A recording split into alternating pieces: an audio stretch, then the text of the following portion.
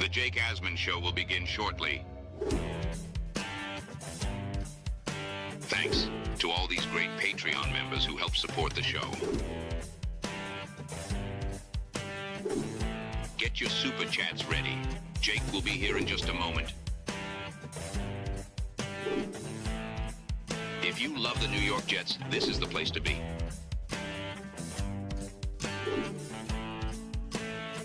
And now, the Jake Asman Show.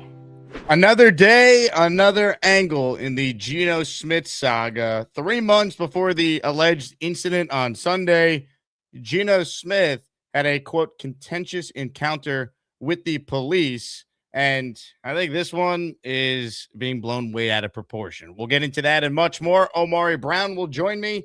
A lot to get into, Jet fans. It's the Jake Asman Show. Let's hit it and get it started. We sitting here, we excited as hell. Now it's time to get to work. Are you a happy guy? Oh my goodness, let's go! I haven't felt joy talking about the Jets in a long time. When they announced it, I went, yeah!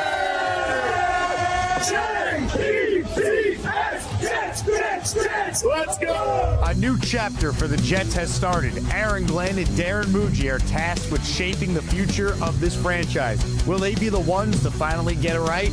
We will be here for every step of the journey on the Jake Asman Show, breaking down all the storylines, every game, and everything in between. Please subscribe and hit the like button below. Super chats, baby. Cut the line. The Jake Asman Show starts right now. Here we go, Jets fans. Welcome in, everybody. It is indeed the Jake Asman Show, live on a Wednesday. Appreciate you spending some time and joining us here. As always, we are presented by PrizePicks. Use that code HMA and take advantage of their sign-up bonus. Ladies and gentlemen, quick plug for the podcast version of the show. If you ever miss the YouTube show live and you want to take the show on the go via Spotify or Apple Podcasts, just search Jake Asman Show, and everything you see on YouTube is available in podcast audio form on Apple or Spotify. Right now, we say hello to our guy, Omari Brown, who joins us in his weekly Wednesday spot. Omari, how we feeling, man? It was just too quiet, I guess, in Jets land. Yeah, man, I had a tweet. I said it was just too quiet of an offseason. The vibes were, relatively high. And then, Geno Smith just had to throw a wrench into this monkey wrench into these offseason plans. So we'll see, man. Well, I'm sure we'll get into it. But some of it I think isn't a big deal. But then some of it is like it should or could be a big deal. So, yeah, man, I'm excited to talk about it. I'll tell you what. Thank God for the Knicks, as I see you rocking the New York City basketball hat. I got my Knicks championship on. It's a nice little reminder that the Knicks did, in fact, win a championship as we transition here to the Jets. Yeah, it feels good, right? It feels good to be worried on the day 2 of the NBA draft. We're more worried about the Leon Rose roommates episode than we are actually about the NBA draft. It feels good to live like the other half, right, Jake? You're not wrong. You're certainly not wrong about that. Quick programming note I want to share. We're only going to, unless there's big breaking news, have one live YouTube show today. That is the YouTube show that you are currently watching right now. However, I am doing another show today. It's just with Rich Cimini and Brandon Tierney. We're hosting the Jets Collective live at 3:30 on the Collective YouTube channel. So Jet fans, make sure you subscribe and you watch the show live later today at 3:30 Eastern time. All right, so here's the headline from the New York Post. I got tagged in this. People sent it to me, and my initial reaction was, oh, God, what is this? But the headline for those listening and can't see it on the screen, Geno Smith had contentious encounter with police 3 months before alleged battery incident. And then there's a quote from Geno in the headline, do your job better, which he told the police officer. Now, that reads, I believe, a lot worse than the actual incident, but I'm going to play the full thing from the New York Post, and we will then discuss accordingly. Again, this is not the incident from Sunday. This is a separate traffic stop 3 months prior to that video that made the rounds on Sunday. Here it is. How you doing, sir? License registration, please? Huh? Okay. You have the registration for the vehicle? Please. Yeah. I'll tell you what. Go ahead. Access to the tag of Romeo Bravo Yankee Romeo 75, come back to the green 2024 Lambo out of Davie. Stop. 10-4.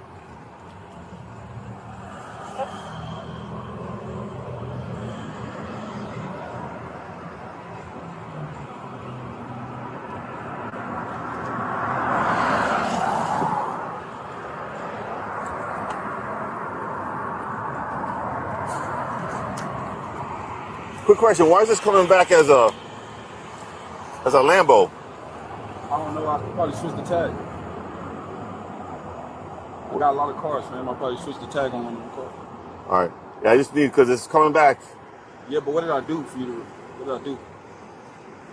Did I do anything wrong? The question is, why I'm asking you, the tag. Yeah, I just told you. I'm just asking you what did I do? The tag's wrong. My other car, my Lambo at the house. I understand, but I need to know the information on this car. That's what I'm asking you. It's a Rolls Royce. You can look it up. Well, I mean, the tag's supposed to match the vehicle. What I'm saying is maybe I made a mistake. I understand that. Well, what I'm asking you, sir, is the registration for the vehicle to make sure. Yeah, that's what I'm asking. But the tag doesn't belong to this vehicle. And that's what I just told you. Maybe I put the wrong tag. Yeah, but that's why I'm pulling you over. Okay, that's yeah. what I was asking. It's called unassigned tag to the vehicle. But I'm saying, why'd you read my tag? You just wanted to? It's a nice car. You just wanted to? No. You read anybody's tag. Right. Yeah. That's my job. That's my job, sir. Okay. Okay. All right. Sit tight. All right, sir. All right, so you'll be getting 2 citations today. First one's going to be for the unassigned tag. You have a mandatory court appearance on April 2nd at 1:30, and the other one's for not having your driver's license on you. Please drive safe, sir. So that's the whole thing. Now, again, I'm not going to sit here and say, oh, my God, what is Geno doing? This is terrible. I think the issue is it's just another thing that's out there that's not the best look optics-wise. Now, I'm not going to lie. I kind of did laugh when the cop asked him, why do you have the wrong plates? And he's like, well, I have a lot of cars. And we're talking about a Lambo, and we're talking about some of the nicest kind of cars here, Rolls Royce. But what do you make of that, Omari? Your thoughts on that in that particular video, which, of course, gets leaked out yesterday by the New York Post? Of course. I mean, I think the timing is the worst thing out of all of this. And again, you had the wrong tags on. So that's why he's pulling you over. So he actually did have probable cause. Now, listen, he did a lot of things that me, as an African-American man, that I would never do. Number one, I'm never giving an officer of the law, just out of respect, I'm never giving him any attitude. Usually, if I'm not doing anything, I would ask, why'd you pull me over? But again, that's what cops do. They run tags on cars all the time. Now, he probably felt a certain type of way because he probably thought he was being profiled. But again, you had an unassigned tag, so that's why he did stop you. So he was doing his job.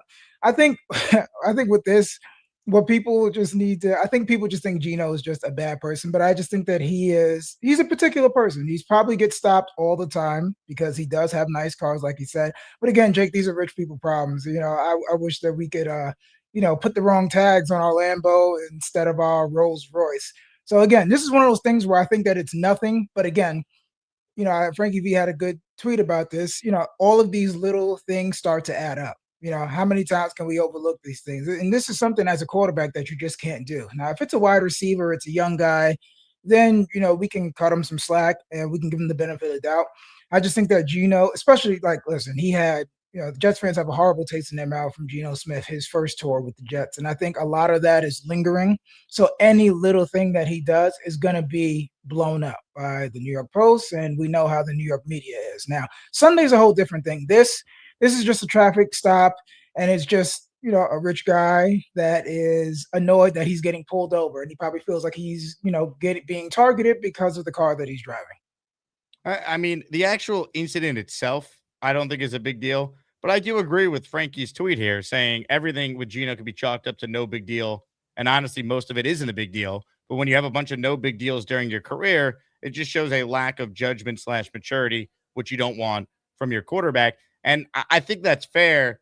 I think what everyone should be prepared for is now that the initial story is out with the police opening the investigation into Geno, and I'm not saying whether he's innocent or not, I'm just saying the facts right now, it's an open investigation.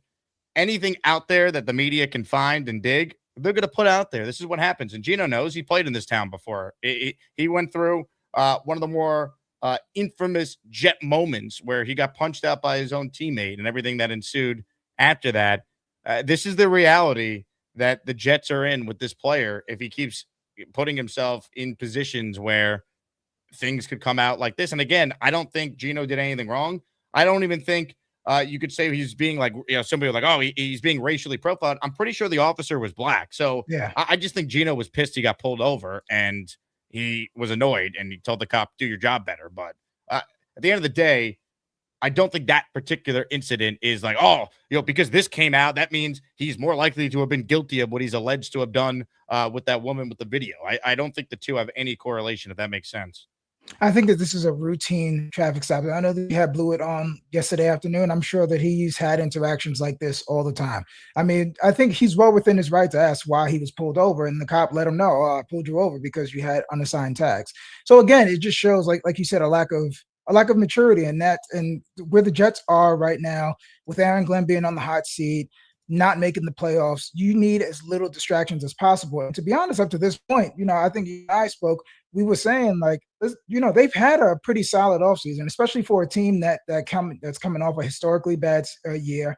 And there's just a lot of positive momentum right now. And all this is doing is just taking away from the important thing, which is trying to break the longest playoff drought in the NFL currently. So again, it's not what you want to see, but again, it really isn't a big deal. And it's just, it's highlighted because of the position that he plays and now because of the market that he's returned to, like you said. So it's unfortunate, but again, it's a nothing burger. And I think even what happened on Father's Day eventually will become nothing. And then we can just move on and just, really critique him for what really matters. And that's his play on the field. Absolutely. Some super chats I want to hit. This first one is from Doc, who says Geno still makes awful decisions, not just in throwing a football. The officer that stopped Geno cannot have been more respectful and professional. Agreed. It's not a good look for Geno, but some trying to correlate the incident or the alleged incident where the woman's accusing Geno Smith of, quote, beating her ass. And like, I don't think the two correlate. Again, I'm not trying to say whether Geno's innocent or not. I'm simply saying a traffic stop in March has nothing to do with the incident that happened or maybe didn't, whatever the case may be, this past weekend on Father's Day. Yeah, and I'm with you. I think if Geno's guilty of anything, I would say it's the unassigned tag, and it's more, being an asshole, honestly. Like, the cop was respectful. Yeah, Geno was the one who was just pissed. Yeah, I mean, listen, if I were teaching my son about what not to do on a traffic stop, no matter what car you're driving, no matter what socioeconomic status that you're in, Geno did all of the things that I would tell him not to do, right up to the music blasting as the cop returned with the ticket. It's everything, it's everything traffic 101 that they tell you not to do if you want to avoid any issues. But again, he probably felt comfortable because there was nothing real. He didn't have anything illegal in his car and there was nothing going on. So again, wrong way more than anything. And that's just what he's guilty of. He's just guilty of past transgressions, and he's never going to get the benefit of the doubt. And to be honest, with his behavior to Jets fans, he probably shouldn't get the benefit of the doubt. So that's he's always going to have. Do an internet reset as you started to sound bibbidi boopity, a little alien. So do a quick Wi-Fi reset and we'll get Omari back on. Let me share this as well. Big giveaway today, trying to get some positive manifestation for the New York Jets. We don't often do daily prizes featuring the most famous Jet ever, but that is the case today. It needs to be done. Signed Broadway Joe Namath football up for grabs at the end of this show if we get 25 entries on the wheel. We get 25 entries on the wheel, and I could justify raffling away a Broadway Joe Namath signed football. And I got good news. We already got 5. Marvelous, the first to enter the raffle today by gifting 5 channel memberships. Let's go. Go Knicks. Go Knicks. That's right. That is right. Thank you, Marvelous, for supporting the show. Joe Namath signed football is the top prize. Here are the other prizes in the weekly raffle for those of you just tuning in for the first time this week. Signed Wayne Corbett jersey. Signed Aaron Glenn end zone pylon. Signed Garrett Wilson, Jets jersey number plaque. Not signed, but a Jets Legends jersey of your choosing. You can pick Namath, Curtis Martin, Mangold, whoever you want that we have available. And then last and certainly not least, 2 tickets to our first ever Gangrene Beach Club coming your way on July 11th. So hit the like button. Make sure you're subscribed to the channel. And again, make sure you enter the Joe Namath signed football giveaway. Kevin writes in, the Geno thing with the cops just makes him look like a dick. I don't really think it's that big of a deal, but it's not a good look after learning about the recent incident. Again, not a good look. I don't think Geno covered himself in glory there. but I don't think it's, this like tell all. Oh, see, he's guilty of assault. I don't think one has anything to do with the other. I know, not a good look, but I don't think one has anything to do with the other there. Super chat from Coach James. He says, Knicks, let's hope some of this magic rubs off on the Knicks, or magic of the Knicks rubs off on the Jets. Been so busy, haven't been on, but always support the channel. Go Jets. Coach James, you were the man. Thank you, as always, for your support. And thank you to everyone who's been in and out. He still finds a way to tune into the show. You guys are the best. You make it possible to do this all year round. All right. Mike Dems has gifted a channel membership. Thank you to Mike. Appreciate you. Comments, questions, super chats. They cut the line. I want to get into the 911 call from the police that Crystal, the ex-girlfriend of Geno Smith, placed, I believe, before the video came out that we all then saw that went viral on social media. I believe that is the timeline. But either way, TMZ and the Post acquired the actual audio.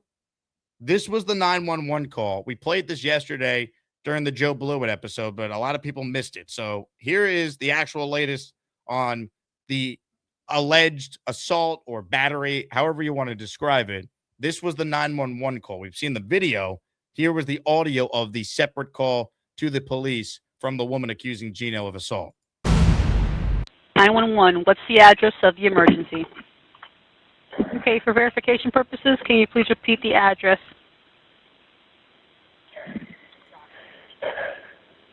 Okay.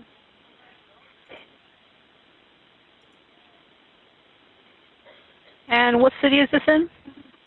Davie, Florida. Is it a house, apartment, or a business? It's a house. Okay, tell me exactly what happened. My ex-boyfriend just beat me up. How long ago did this happen? This happened maybe about an hour ago. I had called the police before and they came, but his whole family was here. So I told the officer, there's video cameras all throughout the house, all outside in the front where he attacked me. Okay, do you need paramedics there? I don't need paramedics, no. Okay. Is he still there? Yeah, he's here. He probably deleted all the footage off the camera.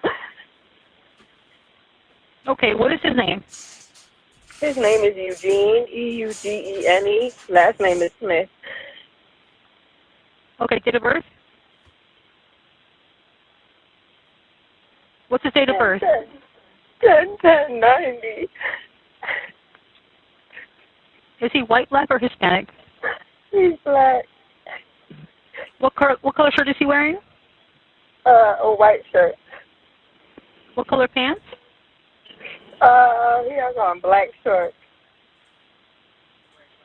Okay, were any weapons involved? No. Okay, where is he at now? He's inside.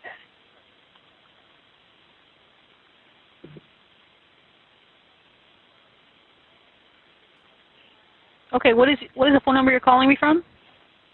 The phone. That exactly. I'm here at the house. I'm parked outside in the front. I'm in a gray Porsche.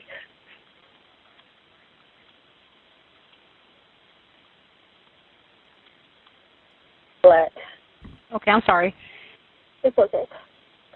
Okay, and what shirt are you wearing and what pants are you wearing? I have on a dress, a white dress. Okay, just separated from him, okay? The first available unit is being dispatched out to you, okay? Okay, thank you. Call us back if anything changes. Okay, thank you. So, Omari, I know you joined in progress there, but that was the 911 call from Geno's ex-girlfriend, the woman Crystal, that is making the allegations. What do you think of that? It doesn't sound good. It's not what you want to hear. And again, it's pretty tough. But again, it's her word versus his. Now we have to go into this deeper. And again, this is all just a distraction. Did Geno destroy evidence? Was there any evidence of any physical assault or from Geno to her? But my thing is, the cops went there. I'm not sure what complexion Crystal is, the alleged victim is. I think you'd be able to see some bruising on her. Geno, I'm going to assume that he's much larger than her. So if he was physical with her in any way, I'm sure that there would be some signs of that. Now, again, she could have gone. Now again, did she go to the hospital? Did they do any MRIs to see if there's any internal bleeding? Was she checked out medically? I think there's going to be more layers to this now. And the more that we find out, unfortunately, the more of, again, a distraction it's going to be. But this is unfortunate. And again, if he's done anything, then the Jets have to take swift action. And, unfortunately, we have seen the NFL be a little bit harder on, gambling, now that we're seeing with the recent news, than they have been with domestic violence. So, again, I know that the Jets would probably like to have a firm and a swift decision if it does come out. So again, this is exactly what you don't want, and this is potential for Aaron Glenn and Darren Muji to be 0-2 in their first 2 years with the quarterback that they've decided to run with. I mean, the way I look at it is that Joe Blewett made this point yesterday, and he's a police officer, obviously. And Dark Knight Steve has been in law enforcement in Florida for 25 years. He called in and shared his take during the show. And they both said something that I think is notable. She's accusing him of assault. She told the police that he beat her up. She said in that video that when Geno was on the phone with someone saying she called the police, and he's like, yeah, because you beat my ass.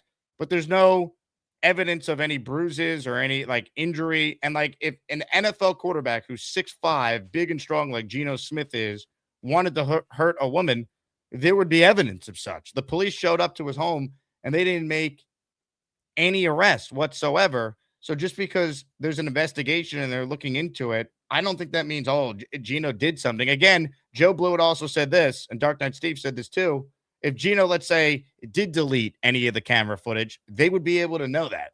So again, I just don't think there's anything here to say, yep, Geno Smith did something. I'm not saying this woman is lying, because I don't want to say that either. We just don't know. It's you can't have a strong opinion one way or another, but just looking at what we have presented to ourselves right now, I don't think this woman was assaulted the way she claims she was assaulted, because there'd be evidence of that, no? Yeah, there will be evidence of that. And I believe in the video, towards the second half of the video that was posted to Instagram, she's following him back into the garage. It seems like he was walking away at certain points. And it's just, listen, man, I think I think these type of situations, family court, drop-offs, and again, Jake, was she dropping his son off? So what was she said? I put 7 down, and then you started to beat my ass, I believe. Well, she is not even the mother of the child, so she helps. That, yeah. I guess it was just maybe helping Geno with the kid, but the actual and here's the other thing too: the actual mother of 7, the name of Geno's son, has already come out and said that Geno's a good dad. Yeah, and that was good too. I mean, and kudos to her for saying that, because she didn't have to do that, and it's unfortunate as well too, because now we have information about a minor being put into this, saying that his son has special needs and things like that. So kudos to the mom for coming to Geno's defense, because those are serious allegations. Yeah, 1,000%. Again, for those who missed it, this was the initial video that kind of got the ball rolling on where we're at now. This was posted by the woman who, again, claims to be Geno's ex, and has said that Geno Smith beat her ass. Call the police. Geno just beat my ass. That's why. She come in here. I came in there. I put 7 down and I left. You ran outside and attacked me, bitch. Call the police, man. This is crazy. You came outside and attacked. Also, the infamous, gun in the sink as well is part of the storyline too. But here's the rest of the video. Fuck you. I don't give a fuck about y'all, bitch.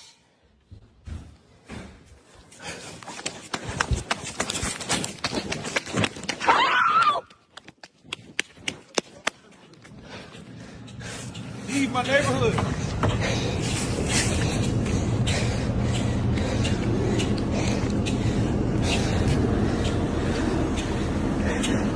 Again, why is she coming back to him if he beat her ass and assaulted her. Like, she's running up to him. You broke my fucking computer.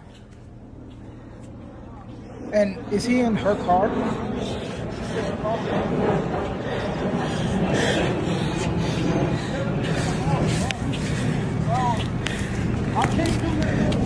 Fuck you.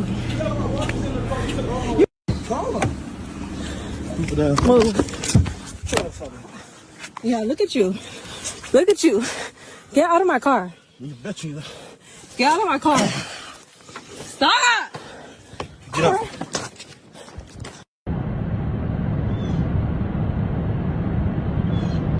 I think she says charges pressed there, but no, because Geno wasn't charged anything, and the cops showed up and then left. So, again, we've now played the 911 call from her, the actual video that started this here. You know, all we have from the police department, the latest update yesterday is that, quote, the case has been assigned to a detective and is currently in active investigation. We are not releasing any additional information at this time. Geno has not publicly commented. The Jets, when asked for comment, have issued a no comment. That's where we're at right now with the Geno assault allegations. Yeah, again, it's unfortunate, and this is probably going to linger on well into training camp, and that's exactly what the Jets don't need and what they don't want. To have, people answering questions at the podium, having other players comment on this is exactly what you don't want. And again, the optics are bad, but if you're looking at this objectively, you can say that it could eventually turn, this whole thing could be thrown out. This is more of a headache and more of an eyesore than anything. Yeah, and look, the bottom line is this. I asked this yesterday to Dark Knight Steve, who called, and again, he's been in law enforcement in South Florida for 25 years. So someone I know personally and someone I think could speak on the topic. I did a great job yesterday when he called in for some insight. Like, Geno doesn't necessarily need to even appear in Florida during this investigation. So I see this being similar to the Josh Jacobs allegations, where he was accused of domestic assault, domestic violence, and he's still practicing with the Packers. He showed up to OTAs and minicamp, and the Packers have said it's a legal situation. He says he's innocent. We're going to let it play out. I'd imagine the Jets would do the same thing, and Geno's not going to be facing any NFL punishment whatsoever while this investigation is open. Yeah, I think that's how they just have to collect more information. Now, I think if the Jets make a move, then I think that they found out some additional information and they're probably getting ahead of any headlines that come out. So, yeah, I think, listen, he has to have his day in court. And listen, you're innocent until proven guilty. Now, again, that doesn't always work in the court of public opinion and in the court of Jets fandom. But again, we have to wait. I just keep going back to this. It's just an unfortunate situation. This is exactly what you don't want to be talking about at the end of June, after you're riding a high of, good mini camps. The 3-episode flight series just came out. So everything was trending in the right direction. And this has just kind of derailed it a little bit. But again, all can be forgiven if this is thrown out and the Jets get off to a good start. We can all put this behind us. 100%. To me, here's what I would be looking into. A woman claims, oh, he probably deleted the camera footage. Well, the first thing I would do if I'm a detective on this case is there any camera footage that shows any sort of crime? Okay. Then I'm looking into, was anything deleted? That's the first two things I'm doing. Because if I'm Geno Smith and I know I didn't do anything, I didn't put my hands on this woman, I didn't assault her, I'm completely innocent, I'm not deleting anything, and the evidence on camera will back me up. Right? Like, that to me would be like the most simplistic thing. Like, if I'm trying to clear my name, I'm fully cooperating with the investigation and proving I did nothing wrong, because she's making the claim that she was assaulted and there's cameras everywhere. So let's check the cameras to see if there's anything. And if there's absolutely nothing deleted and there's no wrongdoing, how could she claim she was assaulted when, again, there was no bruises on her whatsoever? There's no evidence of domestic violence. Otherwise, he would have been in cuffs. They showed up and then left. So if he's truly innocent and didn't delete anything from these cameras, this should be able to be cleared right away. Maybe that's too simplistic. I'm not in law enforcement, but that's like where my head is at with where we're at with this investigation. Yeah, that's immediately where my mind went to. I said, if there were any signs of a struggle or any physicality on his part, he would have been arrested. He would have been arrested because we've seen that too. A lot of guys that actually get arrested whenever they think, or he's been, he's taken out of the home and the woman is allowed to stay. So that's immediately where I jumped as well too. So To be honest, and I'm not saying that he should do this, what I would do just to clear my name, publicly, because people are going to have their opinions and thoughts on this, whether or not I would just release it publicly. If I truly didn't do it anything at all, I would just release the security footage. And again, it's pending a legal investigation, so I'm not even sure if that is outside of the guidelines or the law. But I would just release what happened. Say, hey, listen, this is what she's saying. This is actually what happened. Let's hurry up and clear this thing. I would send it to the Jets. I would post it. I would send it to my attorney, my legal counsel to post it and just get my name in the clear. So I'm right with you. I mean, again, she says he beat her ass. There'd be signs of that. There'd be signs of that. That's what I keep coming back to. How did he beat her ass and there's not a mark on her? Yeah, because even if it wasn't, internal bleeding, if you hit somebody hard enough to cause internal bleeding, there's gonna be a black and blue there. There's gonna be a sign, some sort of evidence that you were hit hard enough for it to cause damage or some internal bleeding. Ladies and gentlemen, a lot still to talk about involving quarterbacks and controversial things. We'll get to the Brendan Sorsby of it all in a moment, but reminder for those tuning in, only one live show today. And we're giving away a massive prize to try and get some positive Jet karma back into the universe. Signed Broadway Joe Namath jersey up for grabs. And we will have the raffle at the end of the show because Seth Martinez gifted 10 channel memberships. Ted Ruggiero gifted 20 channel memberships. I said we needed 30 names on the wheel, or it might have been 25. Either way, we have what we needed. Ladies and gentlemen, raffle at the end of the show. Your chance to win the granddaddy of them all, a Broadway Joe Namath football. Hit the Jet chant for Ted and Seth. Let's go.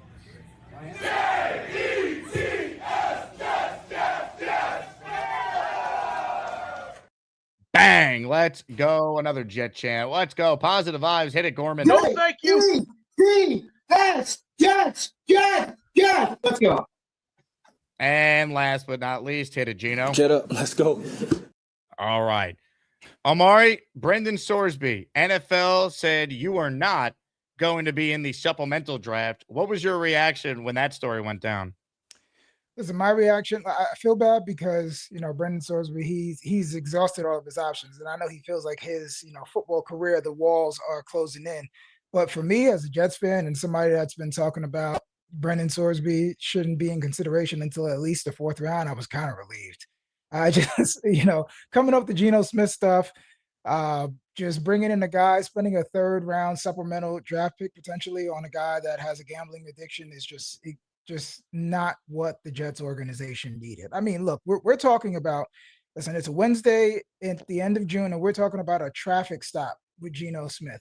Could you imagine what would happen if Brendan Sorsby got caught in Atlantic City or if he was out in the financial district partying late at night before a game or something like that? It would just be completely off the rails. And, we're trying to get as far away from LOL Jets as we can. So I just never thought that the Jets were a viable option for Brendan Sorsby, the man, not even the player, just because I would like for him to be rehabilitated as a man first. Football is going to be football. You're not going to be able to play football your entire life. And again, I think that this shines a larger light on what sports gambling is doing to a lot of, men my age, your age, Jake, and even younger. It's so easily accessible. And it is an addiction. And that's why you and I, we always say that we're sensitive to the addiction. But again, just like Geno can't get pulled over for unassigned tags as a quarterback, you cannot be a gambling addict or have a gambling addiction or go to rehab for only 31 days, mind you, for a gambling addiction if you touch the ball every time the ball is snapped. The NFL just couldn't do it. And I think that this was the NFL's and Roger Goodell's way of suspending him for a year without coming out and specifically saying, hey, we're going to suspend Brendan Sorsby for a year. I completely agree. And I think from a Jet standpoint, they did not need him. Like, they are not under the gun, so to speak, to get a quarterback right now. They are set up to get their quarterback in what is supposed to be a historic, and I use the term historic while noting that we've heard this before, but let's play along for the sake of this conversation, a historic QB class in 27. The Jets have built their team. They're trying to build the infrastructure to set up the future quarterback to have success. If they used a second or a third on Sorsby, how would you even evaluate him in a year's time when you're going to try and win games with Geno for Aaron Glenn and this coaching staff to save their job? And then a new coaching staff comes in that they didn't have anything to do with Brendan Sorsby. What do they care about him? Plus, you already used a 4th-round pick and traded up for Cade Klubnik, who they apparently like. It just, to me, it never made sense. Like, the Jets obviously are desperate for a quarterback, but there's got to be some nuance to the pursuit of said quarterback. They're set up to do it in 2027. The focus is on trying to build a team right now that shows competency so the coaching staff could be here for then. I just didn't think it was a great fit for the Jets. Now, if they gave up a 5th and got him, all right, it's a 5th-round pick, but I think it would cost more than that. And I think ultimately this is a good thing from a Jet perspective because they do not need to deal with all this while they're now dealing with this Geno thing on top of everything else. Yeah, it just like you said, it just never made sense. You know, like while we're highly optimistic and we can appreciate the talent that Darren Mugia has added to this roster, we still have pretty big concerns about the coaching staff. So not only would you not be able to fully vet Brendan Sorsby going into this, because then it becomes, you know, should we be giving these snaps to Brendan Sorsby or should we be giving these snaps to Cade Klubnik? All right. And then you just go into next year and everything that I feel like Darren Mugi's been doing from the Sauce trades and Quinnen trades and how he operated this way, not really taking a swing for a QB early in this draft. This is all leading up to 2027. And I just think that, just like you said, that would have just thrown a monkey wrench into the timeline. And, you know, then you have to bring in a new coach and then it's, you know, you have the fan base and some in the organization thinking like, hey, listen, we still believe in Klubnik or we still believe in Brendan Sorsby. And then you're going to have, next thing you know, you're going to have a 3-headed race of guys that have less than 2 years in the league all competing. And I think that Bill Parcells said this, right? If you have a quarterback competition, then you have no quarterback, right? So I think that there needs to be a clear path of what the Jets are going to do. And that's why I never thought that he was a good fit for the Jets. And I don't think that Darren Mugi was going to exhaust anything more than a 4th rounder. And I think at that point, if you're going to develop a 4th rounder and put some resources and time and energy into a 4th rounder, you might as well do it on the guy that you traded up for in the 4th round in Cade Klubnik. So, and I think Cade Klubnik fits, you know, his psyche. I think he fits what a backup is supposed to be. You know, he's been through the fire at Clemson. He's been a 5-star recruit. He's battled some adversity. He's come back. I think that that's a guy that you want to exhaust some resources in. And hopefully you can develop him into long-term backup and a viable spot starter. So I just never thought that Brendan Sorsby was a fit, you know, and that was just off the field. And then we can get into on the field if you wanted to. And I know that there's a lot of people that disagree with me. Again, I think where he was right now, there's a reason that Brendan Sorsby was going to go back to school. All right. You can point to the $5 million.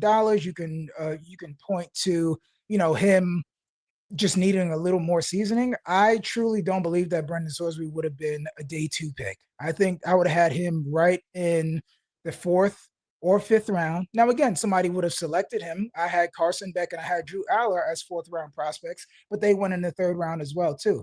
So I just didn't really see what everyone was looking at. Like, now the tools, he has a tremendous arm. He's a good athlete. But again, most D1 quarterbacks, if you're starting Division I quarterbacks and at a big time school, you're gonna have all the physical tools. Like, we can talk about tools all we want. Does anybody have more physical tools than Taylon Green, Jake? No.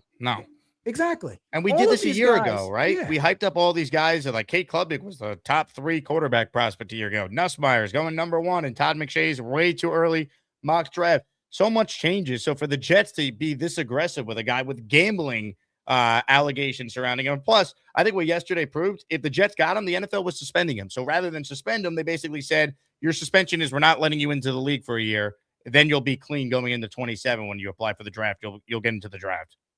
And can I be honest? And I know that we haven't heard from Brendan Sorsby. We're hearing a lot from his legal team and his representation. Does he sound like somebody that's learned his lesson? Because it seems like he sued his previous employer, which is the NCAA, because they caught him and they suspended him for the 2 games.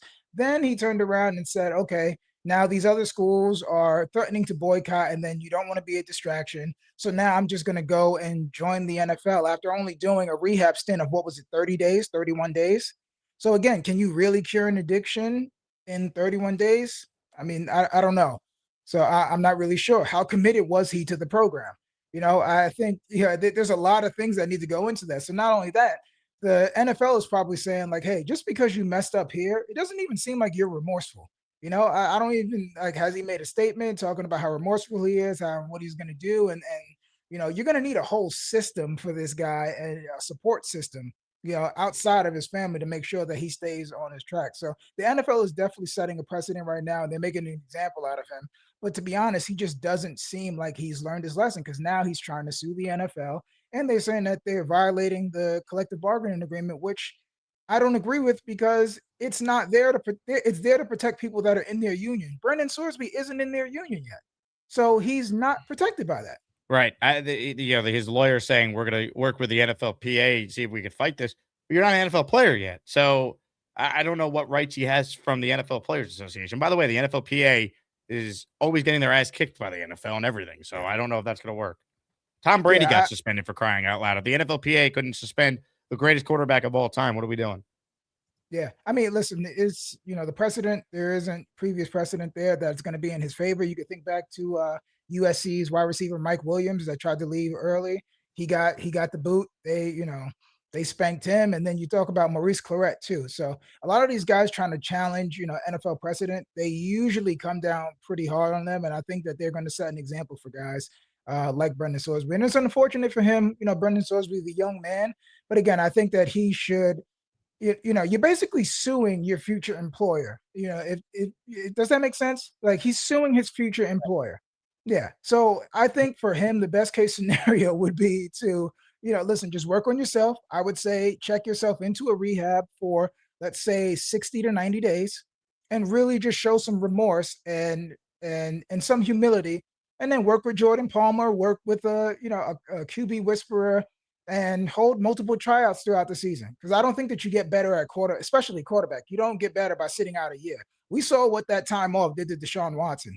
So I would try to get as much live reps as possible, and just really work on his image. And that would be my advice to Brendan Sorsby. Omari Brown is my guest. Big giveaway today. Only one live show, so get it if you want a chance to win a Broadway Joe Namath signed football. That is right. That is coming up at the end of the show. Weekly raffle Saturday. Wayne Krebet signed jersey. Glenn signed pylon. Garrett Wilson jersey number plaque comes framed. A choice of a Jets Legends jersey and 2 tickets to Gangrene Beach Club, which is going to be an absolute blast, featuring now the great Wayne Krebet, who will be in the house. Him, Omari Brown. What's better than that on July 11th? Come on now. Listen, grab those tickets, man. It's going to be, listen, we need to make this the biggest Jets fan event of the summer. Get us ready, primed and ready for training camp. Let's go, man. Let's go. I'll tell you what, Frank P is ready for the raffle. How about a 20 spot from one of our OGs? Frank P, let's go.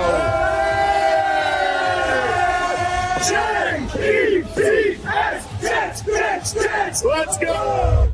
I actually was able to pull these up because all the membership explosion, the YouTube scroll wasn't loading, but these did. So these are from Frank P. Say thank you if you hear your name called. Mike Dems, Darnell Robinson, Jessica Precaro, Rob Basil, Michael Scott, great name. Free Schlep One Kid, Don Cornelius, M123, Hennessy, Heisman, Pat God, Bang Mateo, hey now, Bucky Ross, Kevin 4U2, and Coach Obrick, all receiving a membership. Wait, there's more that are loading here. Tristan Oliver Photography, Good Guy Greg, Barbarossa, and Case Taylor. Hold on, Whitney Gilmore, Cooper, Texas. You all got a membership as well. Hopefully these load, because I see we got another 10. Look at this from NY Marine, Aka Seth M. That's a government name. Hit it, Ed.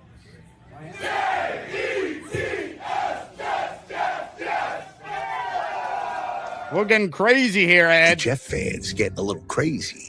All right, these are from NY Marine, Really Bad Gamer, Cujo, Alan Manine, Care Zuin, Stop Gambling Sorsby, MD PWT, The Pharaoh 850, Jose Oliveros, D. Lee, Marco Develli. Quick reminder, the New York Knicks are world champions, and that will help me get through the pain of the Jet upcoming season. You all received a gifted membership. Kevin in the house, you want to sign Mark Sanchez football on the show this week. He says, put me in the raffle. Knicks going back to back, baby. Hey, now, let's go. Go Knicks.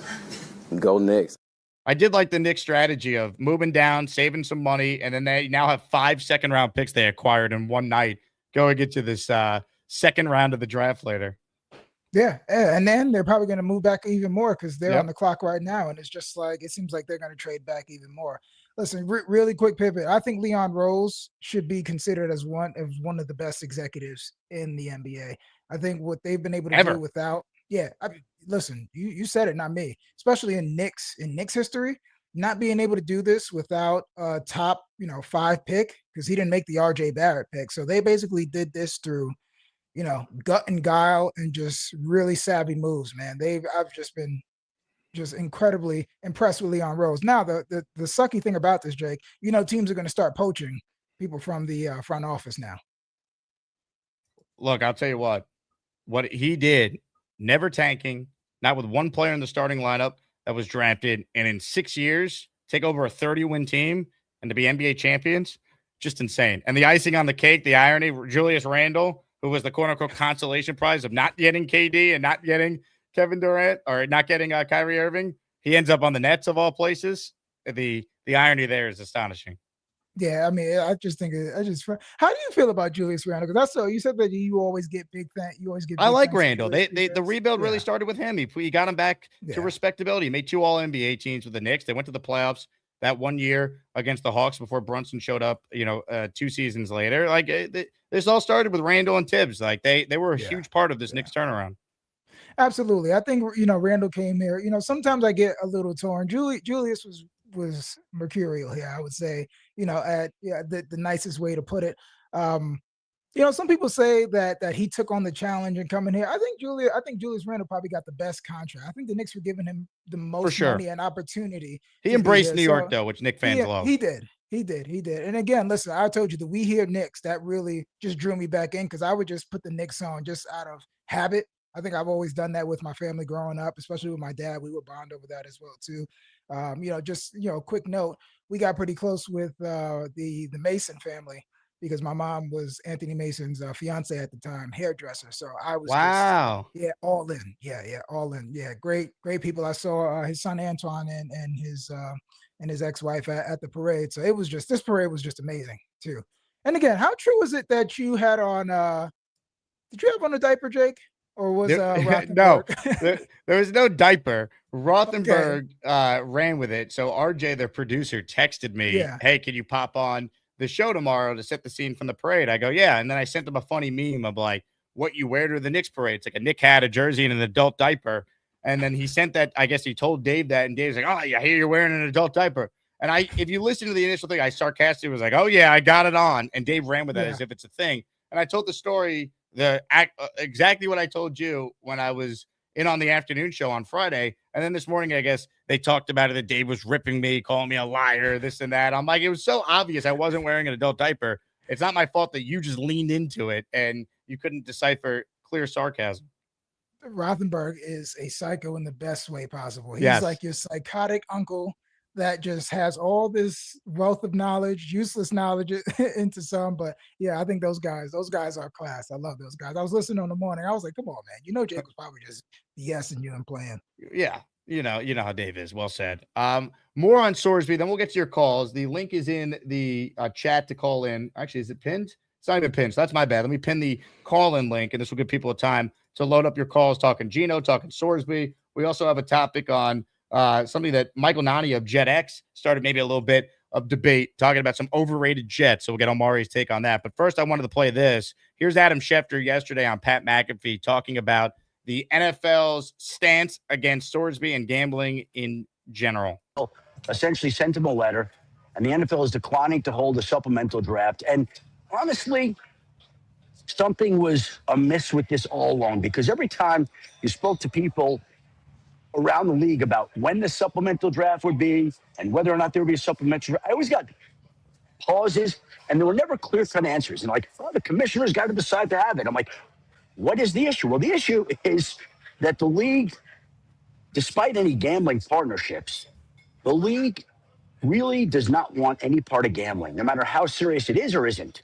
And anybody that has any role with that, anybody who has any accusations involved with gambling, even though the NCAA said that there were no integrity of the game violations, the league doesn't care. It's the league's supplemental draft, and the league does not want to create a supplemental draft this year for a player who has been accused of gambling.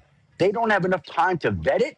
They don't care that they don't have enough time to vet it. It's easier for them to just say, we're not doing this. We don't want to do it. We're not making an exception for somebody who admitted to bet on games of a school that he was at, even if he was in his dorm room and the team was on the road at the time. And so right now, Brendan Sorsby is shut out. He's ineligible to play in college football. He doesn't have an avenue to the National Football League. The next time the league wants anything to do with him would be in the 2027 NFL draft. Now, I think it said maybe. Okay, well, I think Brendan Sorsby is now going to challenge this legally. But what option is he going to have? They're not going to have the supplemental draft. It's going to come and go. The league's just going to kick the can down the road.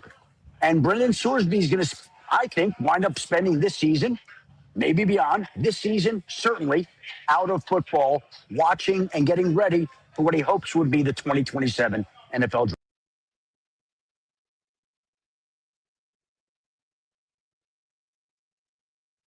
All right, so here is the reaction from that Schefter cut on McAfee. Omari, your thoughts there? Yeah, I mean, just like we said, I think the league is sending a clear message. Like, I understand that, we have partnerships with DraftKings, FanDuel, PrizePicks. You see the hat that Jake's wearing.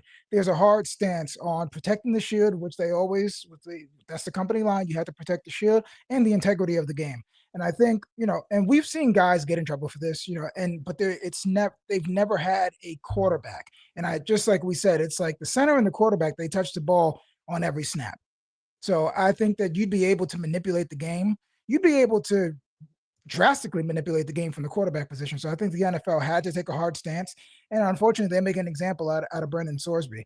I just think that I don't know if I want to use strange, but I think that it's interesting that, we've had Josh, the wide receiver, Josh Gordon. Yeah, sorry, thank you. Josh Gordon. It was drugs. It was multiple marijuana suspensions. And I know Ahmad Brooks, he had some issues because he was ineligible for grades. So a lot of those times, the supplemental draft, like they were able to get into the league in different ways. So them drawing a hard line on sports betting, really shows the precedent that they're trying to set. So it's unfortunate for the man, but again, you have to take that hard stance, because even we saw Jameson Williams, Calvin Ridley, and Kayshon Boutte, they were in trouble for gambling at one point or another too. Jameson and Ridley were in the league, and Kayshon Boutte was some things from LSU. So again, they're taking a hard stance on this, and I think that they should. Doc Jet fan, super chat, been a channel member for 6 months. Thank you, Doc. Schefter, league wants nothing to do with gambling. Goodell, league wants everything to do with gambling dollars. Enormous disconnect. Again, we could argue it's certainly hypocritical, but the idea behind the NFL's stance with Sorsby is they want nothing to question the integrity of the game. They don't want anyone thinking an outcome is possibly fixed. You destroy a sport if people no longer believe what they're watching is real. It is live. It is the ultimate drama show, live sports. If your integrity of sport is questioned, you're pro wrestling at that point. You're a reality show, you're a sitcom where the outcome is already scripted. That's why they're taking the stance. But it's certainly crazy because they are in bed with all these gambling companies. There's no doubt about that. Listen, this message in this show is brought to you by PrizePicks. That's right. Code HMA. And you could put together a Jets Titans week 1 lineup, baby. This is $20 to win 60. I made this morning. I want your take, Omari. Garrett Wilson, will he have more than 67.5 receiving yards week 1 down in Nashville? Absolutely. Yeah, smashing the over on that. I think Garrett goes for over 100 week 1. Boom. All right, how about Carnell Tate? First game, I went with the 2 Ohio State wide receivers. I'm saying less on this. You got Wan'Dale Robinson now. You got some mouths to feed. Maybe they ease him in slowly. Remember, Garrett Wilson didn't even start his first game as a Jet. Maybe Salah's going to try and do that nonsense with Carnell Tate. Well, I've been on the side of Salah hasn't learned his lesson, because all he did was just get the band back together, and it was a band that should have been disbanded anyway. So yeah, I'm going to go under. I'm going to say that he's probably going to have about 4 receptions for 40 yards. That's what I'm going to put Carnell Tate, who I am high on, but I just don't think. I think it's going to be his first game. I think that he's going to be third in terms of targets on that team. I think it's going to go Wandale, Calvin Ridley, and then Carnell Tate. So, yeah, I'm going to go over on the Garrett, and I'm going to go under on the Carnell Tate. Let's go. $20 to win 60. Make your own for any sport. I'm in football mode, but you got the World Cup, Major League Baseball. All of it's available over at PrizePicks. Shout out to PrizePicks for sending me this fancy schmancy hat that I'm rocking on today's show. You brought this up. I hadn't seen Nania's article on this, but I read it before the show. So he wrote a story on JetX, 3 most overrated New York Jets. So let's go through it here, and we could weigh in whether or not Nania is off his rocker or these are fair takes that he's ripping off on JetX. So the number 1 player that he wrote about, his first of 3, is left tackle Olu Fashanu. He writes, Olu could become a good starting left tackle. He could even become a great one. Right now, though, he's average at best. He references Blewett's film breakdown, yada, yada, yada. Your thoughts on Olu Fashanu? I think this is a little tough. I think Olu is really good, and I think he's only going to get better. And I think a thing with Olu that needs to be taken into account, some of the numbers might not grade out analytically well because he allowed sacks because Justin Fields couldn't get rid of the ball. And some of that would be charged to Olu when if you watch the game, I don't think he was bad last year. I thought he had a good first full season starting in the NFL. So I don't think he's overrated. I think he's a good left tackle now who has a chance to become even better now in his 3rd season.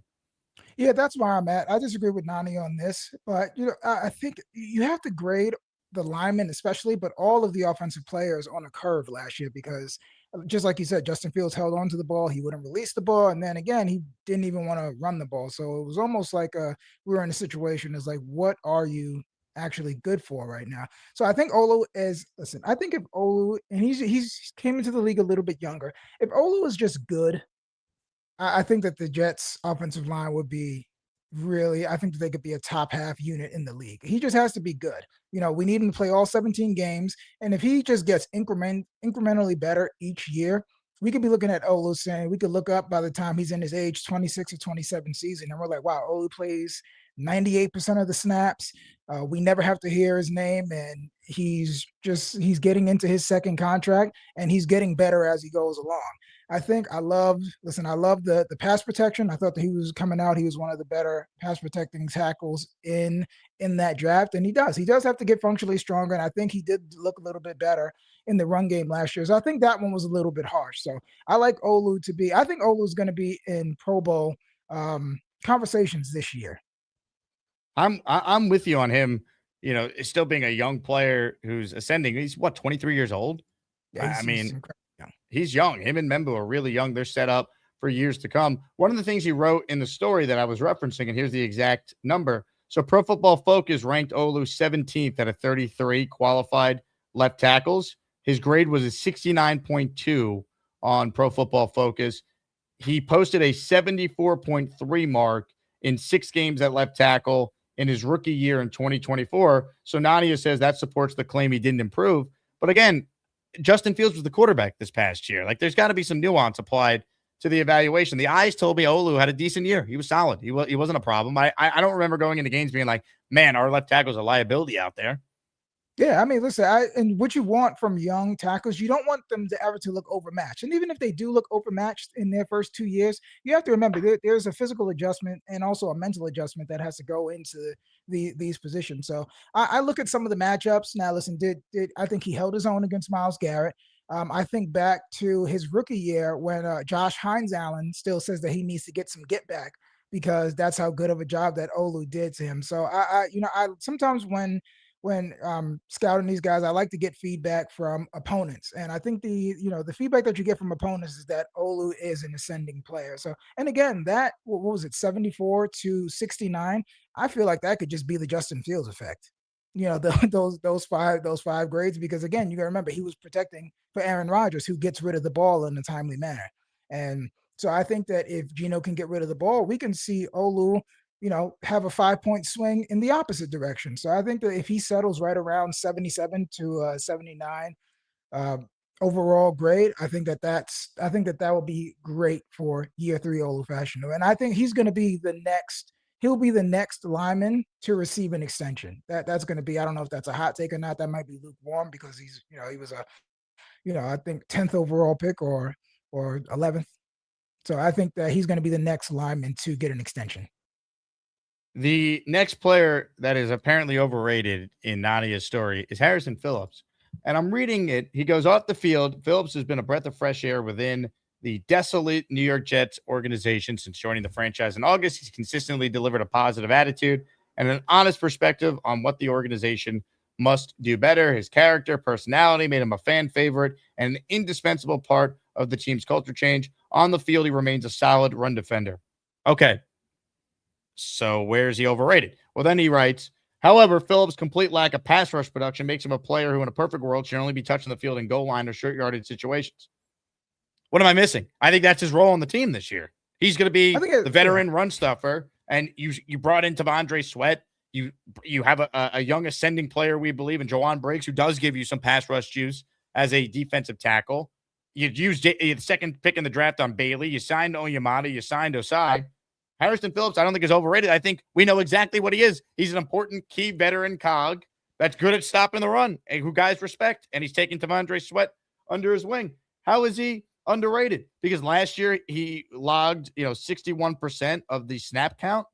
I don't think he's going to play 61% of the snaps this year. The defensive line around him is a lot better. So I don't think Harrison Phillips is overrated. I don't think he's underrated.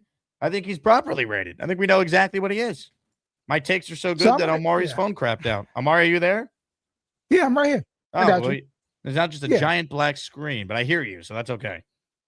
Okay. Can you see me now or no? No, can't see you, but I can hear you. All right. Well, listen, I'll just finish this. I'm going to shoot my guy Nani some bail here. He's probably reacting to the feedback from Jets fans. So he's probably trying to tell fans to temper their expectations for Harrison Phillips and the rest of this D-line group, because you got to remember that you got Tavondre Sweat, and I love Tavondre Sweat, but he does have some questions. You got David Onyemata, who's 33 years old on a 1-year deal. You got Harrison Phillips, who is going to be up for a new contract. I believe he's in the last year of his deal. And then after that, you have Jawan Briggs and Dow Jackson Jr. So again, he's probably talking about this, people that are high on this D-line group. And there are still some questions here. So maybe he's thinking that, Jets fans are saying that Harrison Phillips is going to be a big-time contributor. But again, I think most objective Jets fans have Harrison Phillips properly rated, and that is just a great locker room guy who's going to give you some run stuffing. He's going to give you some, beef up the middle with Sweat and Onyemata, and teach some of these younger guys how to be a professional. So again, like that one might have been a reach. The last one is Kenyon Sadiq, and it's just tough for me to call Sadiq overrated when he hasn't played yet, but Nadia does acknowledge that. He goes, can a rookie who has yet to play a game be overrated? In the case of Sadiq, perhaps. Sadiq, drafted 16th overall, will join a Jets offense that did not have a 400-yard receiver. As a result, he's widely expected to have extreme productive rookie year. After all, he is a top 16 pick. He'll be joining a team with ample targets available. The thing many overlook about Sadiq is that he's much more of a developmental project than most players chosen in the top 16. Compared to recent first-round tight ends, he offers far less proven track record of college production. Then he goes through the numbers. He goes, it's downright jarring how much Sadiq's production pales in comparison to other first-round tight ends. Jets are taking a major gamble on his development by making him a first-round choice. Of course, it's Sadiq's potential that pushed him so high on the Jets draft board. If things click, he could be a playmaker, unlike anything we've ever seen. And then he writes to the end, over the year or two of development, the hope is Sadiq's ceiling exceeds any of those players, referencing Warren, Loveland, and Bowers. I struggle to call a guy who hasn't played yet overrated. I think he's a guy that can be, maybe, disappointing a little bit for what our expectations are, I think, by some. But I don't know. I can't call any rookie overrated yet. I mean, what are you expecting from Kenyon Sadiq in year one? Yeah, well, I just want to respond to that. Now, this is definitely responding to the overreaction from the fan base. And I think that, Jake, you and I have said that they need to temper expectations for Kenyon Sadiq, because we're seeing people talk about double-digit touchdowns and 800 receiving yards.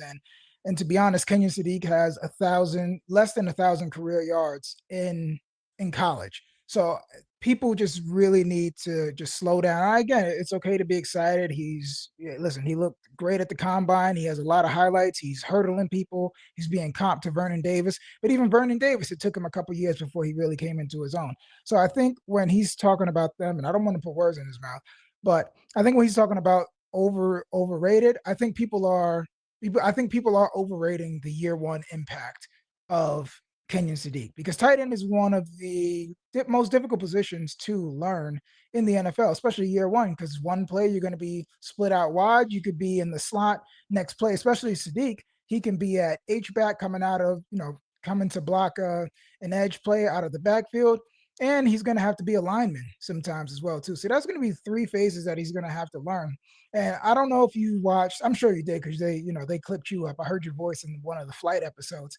Kenyon Sadiq talked about during interviews where they just wanted to learn his football acumen and if he understood, what everyone's role was on the offense. And that's why you have to do that with tight ends, because they're asked to do so many different things. But I think he's a great athlete.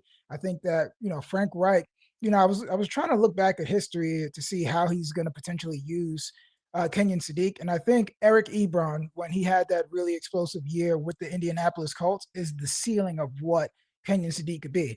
And Jake, you and I talked about this too, him getting, direct handoffs, him going under center and taking QB snaps. Yep. Eric Ebron was doing some of those speed outs, a lot of that, and just really attacking the middle. So if Frank Wright is able to unlock him by year 2 or year 3, I think Kenyon Sadiq could be that type of weapon. But even Eric Ebron, that was his second team. He struggled a little bit, and he had Matt Stafford throwing him the ball in Detroit. So I think I'm with Nani on this one. I think that everyone is way overreaching on the Kenyon Sadiq year 1 and day 1 impact. Omari, you're the man. Great stuff this morning. Appreciate you hopping on. Always, Jake. Talk to you next week. Omari Brown with us. Come meet Omari at Gangrene Beach Club, which now features this guy attending. Here we go. Don't miss out on the biggest and best meetup of the year. Saturday, July 11th, Atlantic City, New Jersey. HQ2 Beach Club. We're taking over, baby. At 12 p.m., it's the Gangrene Beach Club. Hosted by some of your favorites. Jake Asman, Rich Samini, Brandon Tierney, Fireman Ed, Connor Hughes, Antoine Staley, Brian Costello, Ryan Sampson, Zach Rosenblatt, Will Parkinson, Frankie V, Omari Brown, Matt O'Leary, Green Bean, Ryan Delaney, Richie Marula, Robbie Sabo, Dom C, Joe Blewett, Nick Faria, Paul Boy Green Esden Jr., Bree Martinez, Nick Shine, Tyson Roush, plus a special appearance by Gangrene legend Wayne Crevette. Get your tickets now. Must be 21 or older. Who's subject to change. Wayne Crevette will be there. I got an email from someone who bought a ticket to the event and said, do I need to buy a separate ticket for the meet and greet? You do not. $25 gets you in, and you get to meet everyone, including Wayne. We wanted to make this event as affordable as possible. Obviously, getting to Atlantic City is a challenge for some, depending on where you're coming from. We got people flying in for this thing, which is awesome. So it's going to be a blast. Get your tickets, gangrenebeachclub.com. You do not need to be staying at Ocean Casino to attend the event. You could stay at a different property. You could just come down for the day. It's going to be awesome. Candyman in the raffle for 4. Jake Asman Show is beast. Thank you for your service. Well, thanks for watching, Candyman. Candyman actually won tickets to Gangrene Beach Club, but he wasn't able to make it, so we did a swap. Instead, he picked an item from my merch store, and we have a bucket hat of greatness coming for Candyman. So thanks for your support, Candy. I got you in the raffle for 4. Namath ball up for grabs at the end. Only one show today, so if you're on the fence about getting in the raffle, make sure you get in now. Tomorrow, I'm doing radio from 1 to 3. I'm filling in for Michael Kay on ESPN New York. So I'll have a show in the morning at 9 a.m. with Matt O'Leary. Then I'll do radio. And then Friday, it's Bart Scott and I doing a radio show together from 10 to 1. So I won't do a morning show. I'll do an afternoon show. So next couple days, the schedule is a little wonky. Check the Discord for updates on when we'll be live.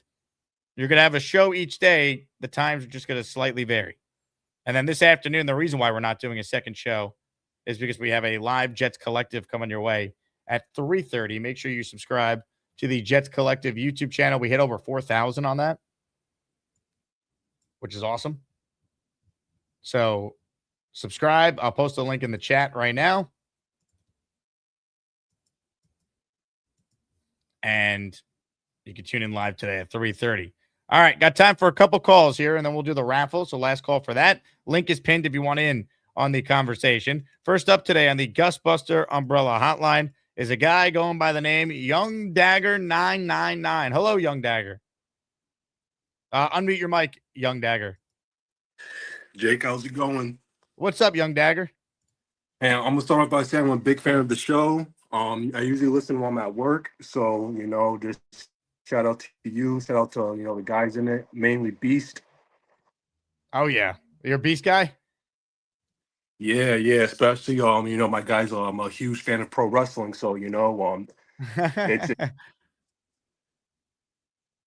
I do have a Jets take, and it's that I want to shout out to the fans for being so resilient, because it's funny, out of all the New York teams, we're the only one who it's hard to give hope, if you know what I'm saying. Like the Mets, at least they make the playoffs. All these other teams, they do something, and we're over here. It's just like there's nothing. So it's true. It's been tough, man, and we don't even have our own stadium too. That's the other thing. Yeah. It's just, but hey, shout out to Jet fans, shout out to you, hey, maybe this year we could do something. At least the wild card would just be something, but we'll see. Have you called before, Young Dagger? I don't recognize you. First time? My first time calling. I'm always listening on the podcast. This is my first time listening on YouTube. That's awesome, man. Well, I appreciate you calling it. Love the positivity. And I'm putting you in the raffle for 2 for the Namath ball coming up for being a first-time caller, all right?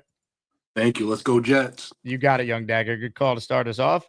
And since he's a fan of the Beast, ladies and gentlemen, I've been informed by the powers that be that the Beast made himself some French toast this morning. That's right. The Beast is eating French toast. And we go live to the scene right now. Ouch! Hey, hit my teeth. Oh, well. That's a real French toast. Bagel style. It's a blueberry bagel, but I forced it with a nice little punch up. Took the egg with a little bit of vanilla extract. Boom, boom, boom. And then what do you see there? Powdered sugar with a little touch of fresh maple syrup. Not that phony stuff, folks. No phoneism right here. There's no phony in that maple syrup that I got there. That's fresh maple syrup, 100%, and that's fresh, hard proof, and hard to catch. We see the whole thing. That was just the zoomed in version of the toast. Hey, took my time on that. Hold it up. I want to get a better view of it. It looks magical.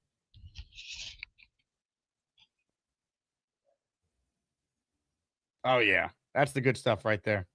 Yeah, that's right. The good stuff. See, folks, not hard to put it together, but it has that little touch punch up action. And Geno needs to go get control. I understand. We ever since COVID, we've all gone a little wonky and a little goofy and a little bit strange and unusual, going from the Twilight Zone. Has your dad ever saw that show, The Twilight Zone? I've seen the show. Yeah, it freaks you out like you were like high on Mars, and you're going, wow, whoa, the colors, man, the colors.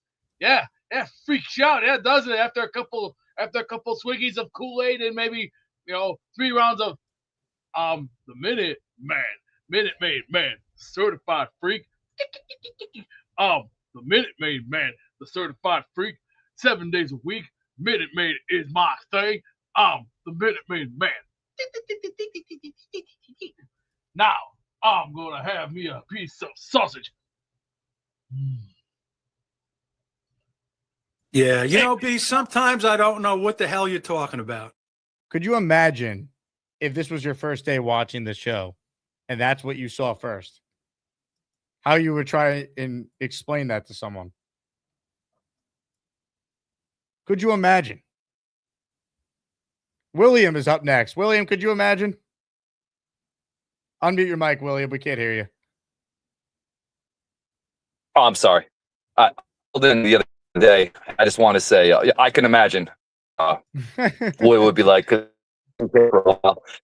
And it's funny, man. You do a good thing out here. But I just wanted to call and like I said yesterday to Frankie, wait and see what happens next. You know what I mean? Like my focus is on the comment about consent firearm, but obviously it's still a bad look. William, try and call back if you get a better cell phone reception, Wi-Fi, internet. It was crapping out. Call back. I'll make sure we get you on. Keep rolling with your calls here before we get to the Namath Sign football raffle. James is next. What's up, James? What's up, Jake? How you doing, man? I'm good, dude. How are you? Yeah, Beast, this guy's an absolute idiot, but that's neither here nor there. I thought he made some good points, but I digress. I only heard briefly, but every time I see the man speak, I cringe. So that's neither here nor there. What I need you to explain to me, because I'm trying to, I'm in and out of work and I'm in and out of like physical therapy appointments. What's the investigation? There's an ongoing investigation. It was closed and now it's reopened. Yeah, so that to me is what's interesting about all this. So basically, Rich Cimini spoke with the Davie Police Department. Let's check the exact date and time. It was June 22nd, right? So that was on Monday afternoon. A police spokesman said it's not an active case, but it's still being reviewed before a report can be released. Then the next day, the Athletics' Zach Rosenblatt followed up with the Davie Police Department, and they told him, and this quote is circulated everywhere, that the case has actually been assigned to a detective and is currently an active investigation, and they're not releasing any additional information at this time. So we had it's closed to no, it's actually now an active investigation, and that's where things stand, because this was yesterday morning, the last concrete update All right, we got so from the police. There's a couple factors I think that hold weight in this whole situation. First off, from what I read, she didn't call the police until an hour and a half or an hour and change after she was beat. That doesn't happen. All right. I've been married and divorced. I've been in arguing matches where it got heated, but like if the woman is going to call the police after you hit her, which you obviously don't hit women, but she would have called right away. She would not have waited an hour and then lingered around the driveway. And many times I saw from the video, please leave my property, get away from me, blah, blah, blah. So, I mean, I could speak for a lot of people. I know that, there's toxic relationships out there, but, if you're a woman, it sounds like to me, it's a woman scorned. Maybe he told her, I don't want to be with you anymore, or this and that. And she took it, not the right way. And, maybe she has an order of protection. I don't know, but they say that, it's a man's world, but a woman's court. She could use that order of protection as a sword, not a shield. So it all depends on the extenuating circumstances. Who is this woman? How long have they been together? Is it just a girlfriend? I read just before that I guess the ex-wife or whatever it is, the mother of his children, said that he's a good dad. He takes care of them. So we need this thing to kind of, we got to put the kibosh on this thing. We don't need to hear this anymore. Like this is something we don't need to go into training camp dealing with. You know what I mean? Yeah. I mean, it's a bad situation all around, obviously, innocent. But hold on, Jake, but like, because I respect your opinion. What do you mean? Like, how bad do you think it is? That's where I'm trying to get a stranglehold on it. I know we don't know because the NFL, he can get brought up with no charges and they could determine that he was detrimental to the conduct policy or whatever the case may be. So, like, what do you think is going to come from this? Because it can't. Well, if he's not charged, I don't think he's going to be suspended unless he's charged of a crime here. Again, I think this will eventually blow over to the point where it will not affect his ability to practice and play with the Jets. Like Josh Jacobs is facing way more serious charges of domestic violence, where there's actual photos of the woman he allegedly struck, and he's been practicing with the Packers. He was at OTAs and minicamp, the NFL is not going to step in and suspend him. They said it's a legal matter, and they're not going to comment on it till it's resolved. I see the same thing here with Geno. He'll be asked about it. It will be, a quote-unquote distraction, but I don't think it's going to – unless he's obviously charged, that changes the conversation. If he's charged with something, then there could be, suspension. He could miss time, all that. But I don't think we're at that point yet. There's too much we don't know. Fair enough. Yeah, no, I think you're spot on with that. I guess it's just time's going to tell what's going to happen. But one thing I do know is that we do not need any external. There's enough, but with this franchise, as you know, Jake, there's enough external factors and enough shit that's just piled on top of us. We don't need anything else. So let me just say a PSA to Geno. Geno, we're trusting you. All right, don't break our trust. And you've broken enough. Pardon the pun. I didn't even, we don't need anything broken. Let's come in with the right mentality. Do it how Pete Carroll taught you over in Seattle. From the things that I've seen, from like the videos and mic'd up, and granted, you're mic'd up, but very upbeat. Let's go. Let's push it. I don't want to see an angry side or a dark side of Geno Smith, but that's what I'm worried. It seems like, I saw that, him getting pulled over for no reason. Me personally, I got pulled over a couple of weeks ago for no reason, and I was a little annoyed. So, I obviously did the right things, but there's a lot of narrative going around right now in the moment that Geno is immature, and I don't know what to believe. I don't know how he's, obviously he changed somewhat since he's been here because he had a bunch of good seasons, but he also had a bunch of down seasons. So I just hope and pray we get an answer somewhat soon and everything's alleviated and cleared out so we can just focus on ball. That's it. That's what this organization needs. But I got to run, Jake. Thanks for the call, man. James, you got it. Again, it's none of these are like good optics, right? Because it's even if Geno didn't do anything, it's like these are the people you're associating yourself with, fair or unfair. And you're an NFL quarterback, a starter, you're judged. You getting pulled over, not having your license on you, not having the right paperwork for the car you're driving. It doesn't mean he's a terrible person. Oh, like no, but like there's enough here where it's like Geno's had moments where he's been immature in his career. But you could say that and also say he's not a women beater, right? Like we can't jump to that conclusion. Oh, well, he was rude to a cop when he got pulled over 3 months prior to this incident Sunday. That means he hit this woman. Like, I will not go there. No one should go there. It's just, none of these are good things. I think what I will remind myself is he's here for a year. Again, he's not our long-term answer. I'd love for him to be amazing, but I'm not counting on it. I don't think this team's going to be very good this year. Sorry. That might hurt my viewership. You guys might not like to hear that, or you want me to be like fully positive. When I'm positive, you'll know. I had the Jets winning 12 games in 2023 and 2024. You couldn't find a channel that was more positive than me, other than maybe Richie, who, let's be honest, he'll find a way to be positive no matter what. That's just him. But I don't see it. So I think Geno's here for a year. Let's see what he could do. Let's evaluate our roster. Let's see if Glenn could coach. And if not, we are ready to roll with 3 wins, $100 million in cap space, a talented young roster, and I think a GM who has a pulse of what he's doing will get a chance to pick his coach. That's how I'm looking at it. Anything else, I'd be pleasantly surprised. But they better win week 1. I'm not asking for much this year. I need them to win week 1 when we're all in Nashville together. I'm tired of going to all these games, and it's always, oh, how was insert trip you went to, Jake? It was great till the game started. I'm not saying that this year. We're winning this year, week 1. We're all going to be there, Section 110, big party at Barstool, Nashville the day before, free if you RSVP. Big tailgate the morning of.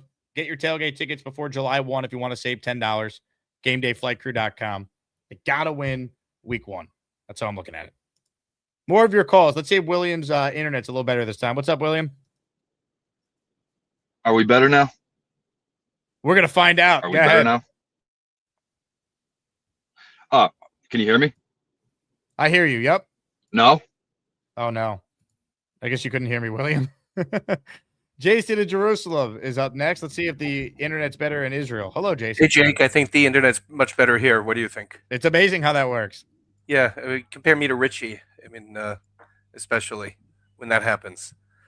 Unless the NFL changed their stuff, I mean, they have given suspensions without charges. Zeke Elliott, Ben Roethlisberger, and Justin Tucker come to mind as players who were suspended, even though there were no charges. I think there was like visual evidence of Zeke. Roethlisberger, there was nothing. The cops decided not to pursue it. Yeah, again, that's a long time ago. And let's be honest, there's a lot of subjectivity to this, too. It's like who's the presiding appeals officer for the league that looks over it. Right. I mean, I very much agree with you, especially after they didn't do anything with Diggs. Correct. I stand with what I said yesterday. It's not good optics. I don't think if they do anything, if the NFL does anything, it'll be till next year, unless there's some major smoking gun that comes out, like the house video when it shows something really egregious. The NFL tends to be very, very slow with this stuff, especially if there's a long investigation. They tend to want to go after the investigation. Yeah, for sure. I mean, look, everything changes if he's actually charged with anything criminal. But until then, I don't think this is going to prevent him from being the week 1 starter for the Jets. Right. I mean, we just need a $600 debt to do that. Yeah. IK Manapali maybe is the investigator. Yeah, or the appeals judge. That too. About Sorsby, I'm happy the NFL did what it did. And I think that if he does anything in terms of suing the NFL, he's going to come across looking as a real crybaby and somebody who just is not willing to accept the consequences of his actions. Say it again? I think that Sorsby, I'm happy the NFL did not create the supplemental draft for him. And I think that if they go ahead and start suing the NFL, he comes across even worse. Yeah, and I think he's going to try. Again, I don't think he's playing this year. I think he could sue as many ways as you want. I don't think the NFL is going to lose when they're the NFL. And it says in the CBA, it is up to the league to determine whether or not they want a supplemental draft or not. I don't know how you could find a way to win a legal fight if it's actually specifically mentioned that the NFL has the authority to determine whether or not they want to do a supplemental draft. Well, the only authority so far is that he's not a member of the CBA. The fact that he's not a member of the NFLPA. So he hasn't been collectively bargained yet. But nevertheless. Yeah, but he's trying to join their league, so their rules. But I think that's the only loophole that he's trying to get through. But at some point, you just want to look at somebody and says, you made your bed, now lie in it. Agreed. And I think that's what's going to happen for a year. All right, Jake. By the way, did you see the call in the Mets game, the overturned call? I think it was just a stupid rule by MLB on the Crow Armstrong steal of second. I did not see a second of the Met game last night, so no. Here's the situation, and this makes no sense to me. It was a 3-2 pitch that became ball 4, but the runner on first took off for second, and the catcher threw down a second. They laid down the tag. Crow Armstrong was in at second, but came off the bag slightly. Remember, this was on a walk. And they ruled that because he made second base safely and then disengaged from the base, he was able to be called out. I always thought if it's a walk, it'd be a dead ball, but that rule exists where if he disengaged from the base, it's a live ball at that point. I mean, well, we have the case with, I remember Daniel Murphy in Game 5 against the Dodgers in, what year was that? In 06. Not 06, sorry, in 15, where he took third on a walk because they did on a walk, he went from first to second, and because of the shift, he stole third right on that walk. It's still a live ball, but in the same way that you allow runners to overrun first base as long as they don't commit to the next base. Yeah, but that's only at first base, though. You can't overrun second base. No, but on a walk, you should at least give a guy some leeway to But you can't, though. It's only at first base. Like, that's a rule. But here, the guy was stealing second, did not realize that it was a walk, and that's why he slid. That's why the catcher I think that's the rule, though. Again, like I haven't seen the play, so I want to actually see it before I fully give an opinion. But I think that is the rule. Like first base is the only one where there's a leniency. I think it's crap. I think it's crap that on a replay that because a guy was stealing, you can get him on inches because he popped up for a second. Well, I mean, even Gary and Keith were livid that that's such a rule. Yeah, I mean, it's probably a silly rule, but how often does that factor in games? You know. It doesn't mean that it shouldn't be corrected. You're not wrong. I just think it's one of those things where, baseball's got a lot of quirky rules in it. My big thing with baseball is the challenges And this is not like a rule. It's teams if I manage the team, I would tell my guys, you're not allowed to challenge unless you're like our best player until it's like the 6th inning on. Like you see teams use their challenges and they're out of them by the 2nd or 3rd inning. And then it comes back to bite them in the ass when they really need it in a 1-score game late. And it could completely change in at bat. That's a separate thing than what Jason's obviously talking about, but that's been grinding my gears as far as baseball rules and stuff. Carlos is next. A couple calls left in the Joe Namath signed football raffle. Hello, Los. Unmute your mic. What's going on, Jake? How you doing, bud? What's up, Los? Yeah, I think we just need to relax. I know it's the off season. There's not much, to talk about football wise, but this is not this a Ray is a Rice. huge story, though. This is a big deal. But it's not a Ray Rice situation where Ray Rice punched the girl in the face on video and it was caught. You don't know that. I agree with you. This is different, but again, you can't say that for sure, right? The woman on 911 says there's cameras. What if they find cameras showing Geno actually did put his hands on her? I think that happened personally? No, but that's why I think it's crazy just to just say, oh, we don't know. This is not we don't know at this point. I think it's irresponsible to speculate one way or the other. Yeah, for sure. I just think, of course it sucks. If something happens and we don't have a quarterback, a starting quarterback for the season, that's a problem for us. But again, from what we have seen as far as videos and what's out there or what's been put out there, it doesn't seem like much. Like you said, though, if they find deleted footage, because people think you can delete footage and it'll go away. But, them detectives, and they got their ways of getting all that stuff back, all those videos deleted. And, so if there is something deleted, I'm sure they'll find it. But, yeah. Another thing I wanted to speak on real quickly was the Frankie V situation the other day.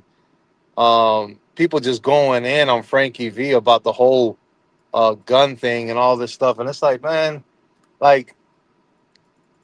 first of all, there was somebody on there talking about, he's not an expert and all this stuff. You don't need an expert to, make an opinion as to why a firearm should or should not be in a sink. I just felt like, people were just kind of going crazy in the comments on Frankie V. That's his opinion. He has the right to have an opinion. And yeah, I know it's just an older show, but I didn't get to call in about it. And I was just thinking about it. The guy was all over him on that call, man. It's like, relax, man. Is it really that serious? But yeah. Anyways, Jake, about to get me a chai latte. So I will talk to you another time. Los, enjoy it. And I hope everything goes well at the barbershop today, all right? Thank you, sir. Ladies and gentlemen, Carlos the Barber. My thing with Frankie and what he was saying, he was so focused on the gun, and I think the gun as of now had nothing to do with the investigation, the assault allegations. And we have now the 911 call from the woman where she says a weapon was not involved. So I think people were just annoyed that Frankie kept going back to the gun being a thing when it's it's not a talking point right now. But I don't disagree with him. It is odd as someone who doesn't own a firearm, especially one that looked like that, why you would have it in your garage sink. But as people brought up, he could have been cleaning it. It could have been it could have been empty, there's no bullets in there. So, and that's common practice apparently to clean it. We've had people call in and say that who own firearms. So again, I don't think that's the focus.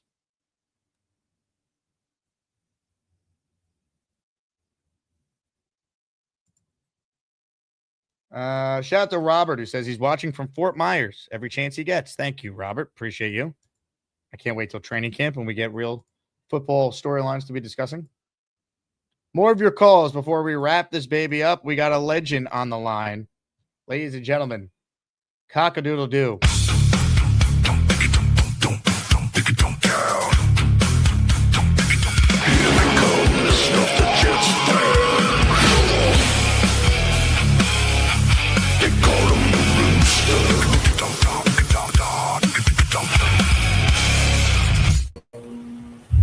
Going back to this Geno thing, if I'm Aaron Glenn and my life is on the line right now where I have to win games, I am going out there and trying to find a backup quarterback to Geno Smith.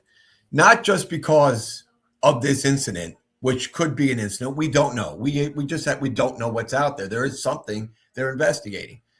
But if I'm Aaron Glenn and Geno Smith tears his knee, I need something more capable than that kid from New England and a rookie from Clemson.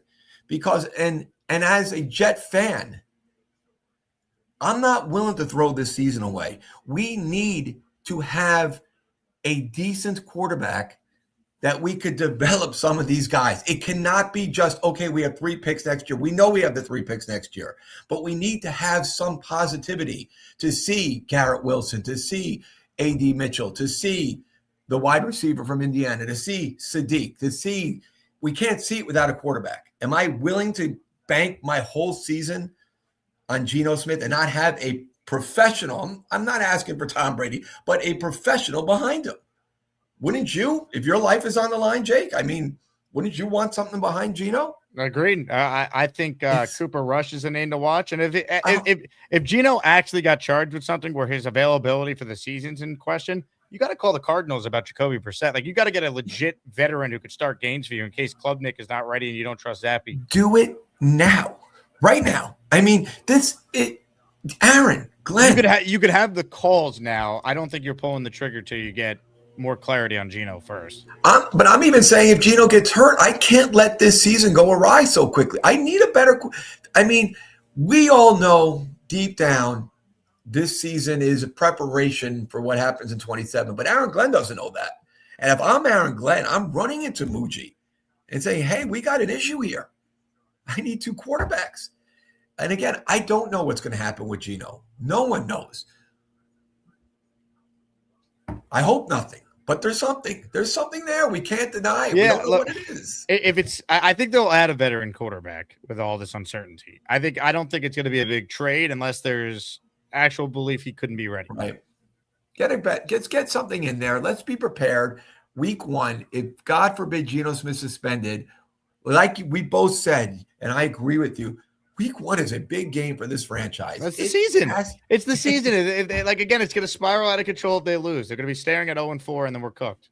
When you say the word, what's the word? Must win. Okay, there's different ways you define must win. For the Jets, for our psyche, for everything, it's a must win. It's going to snowball if it does. Again, I hope if you tell me they're going to lose week 1, but Jake, they'll beat the Packers, so relax. All right, I hope you're right, because I have a tough time envisioning that as a diehard fan of this team. And again, it just goes back to next year when we do take this quarterback. Character is a big part of it. I mean, I just can't stress it enough. The only way the Knicks got out of this hole was to bring the superstar, high character guy to lead us to the promised land. And you need it in football, either the coach or the quarterback. And, as far as the guy commenting on Narni on Fashanu, come on. How can you judge any lineman last year what the quarterback was? It's ridiculous. I don't know what Fashanu really is or isn't yet. I know it looked like to me he was pretty good. What do you want him to do when the quarterback doesn't want to throw the ball? How can you even grade him? Should say incomplete every Jet offensive lineman last year, right? I mean, it's a joke. Again, my eyes told me the Jets' offensive line was not a they weren't getting blown off the ball. No. I mean, and it was hard to say how good against the run we are when you can't throw the ball. So I really, I like both the tackles. But boy, with this Geno Smith thing, we just can't sit back now and just say, okay, let's see what happens. Get another quarterback in there. Let's go. Get that kid. Who's the kid again, the backup from New England that's here now? What was his name? Bailey Zappi. Get him out of here. Get another quarterback in. You have your developmental kid. Don't rush that kid either. Come on. Muji. And again, Aaron Glenn, if it's me, I am desperate for it. Maybe Brady Cook has improved so much, Rooster. That's their guy now. Oh, God. And one Nick comment, I thought he did, Leon Roses, we're a championship team. We're not spending money on a kid that's not going to play this year. And he's a second-round master. Diarwa, Kolick, Hokporty. These guys were all developing. I like having 5 second-round picks because the Knicks have a track record of actually being one of the few teams in the league that could turn them into contributing players. And eventually, remember, it's only 3. Some of those are way out there. Heard it on the radio today. Someone was listening. But eventually, some of those 2-3 second rounders, you could get yourself back into a first rounder if and when we need it. They might trade out of 31. That's later. what I heard. That's okay because he's thinking, we need a guy that we're going to pay 2, 3, 4, whatever it is, that's going to be ready to go right now, a veteran. And you know what's amazing with the Knicks last year? And then no more Knicks, but from the team that lost to the Pacers, they added 2 guys in the offseason to start, Clarkson and Yasabelli. That's it. And then Yasabelli turned into Alvarado. Yep. That's it. Now, the coach was a big change. But the roster was the same, and that's what we are this year. We have our pro roster. We're going to tweak the bench a little. Anyone who's crying, oh, my God, we didn't take Cameron Carr. Okay, we didn't take Cameron Carr. We need a guy ready to go. We need a veteran. I do wonder, though, if, let's say, who was the team in front of them before they made the trade with the Lakers that took Zuby? I think it was the Hawks. I wonder if Ejiofor was there, if the Knicks would have taken him, because every report was they really liked him, and he's obviously a St. John's guy. That would have been cool. Yeah, I don't think he was taking anyone last year. I don't think he was taking anyone in that pick. And like what the Spurs did. The Spurs went and grabbed 2 big guys quick. They took Reed and their other. Who's the other big man they took? The Spurs, Reed and some other big size to help when Wembanyama's out. I saw the Reed pick. I forget the other one they took. But as far as this Geno thing, my whole point is, Jets, prepare for the worst and hope for the best. But if you just hope for the best and don't prepare for the worst, we can't have a spiral season. We just can't. It's got to be bad, normal bad, not what we saw last year. Great like take, the hat. Rooster. Love like it. The hat. Good man. Ladies and gentlemen, the Rooster. Go Knicks. Go Knicks. I agree. They need to prepare, but I don't think we got to get Jacoby Brissett here. Right? If Geno gets charged with something, it's different. And I'm sure the Jets are doing their internal evaluation on the situation. Cooper Rush is a free agent. He's been linked to the Jets. I could see him being signed, even if Geno never had a legal situation that arose. Right? Klubnik was banged up at the end of camp. He was dealing with a back thing. I don't like the sound of that. 22 years old dealing with a back injury. We know what Bailey Zappi is. He's had moments, but I think he started 9 career games. And Brady Cook is unplayable. So they could still add a veteran backup. If something actually happened with Geno, then I think they'd make a notable trade.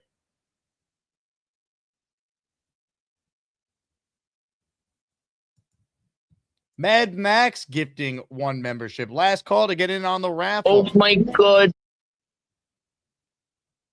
Ladies and gentlemen, the Beast is in his attic right now, but I don't see the Beast. Beast, are you there? Yeah, I'm on the bed laying down. Look. You're laying down. Would that French toast knock you out? Hey, for something like that, now that's what you call real class. See, people don't understand how to. Hey, I can't see you. Can you get closer to the camera? It's hard to hear. Pretty soon I'll be like 80 years old. I'll be doing Stu Hart going. You see, I can do I'll pretty soon I'll be doing ESS, emotional stress syndrome.